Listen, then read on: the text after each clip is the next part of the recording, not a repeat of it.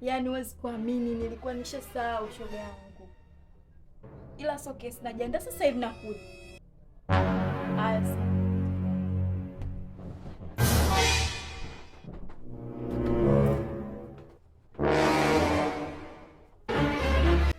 Wapi?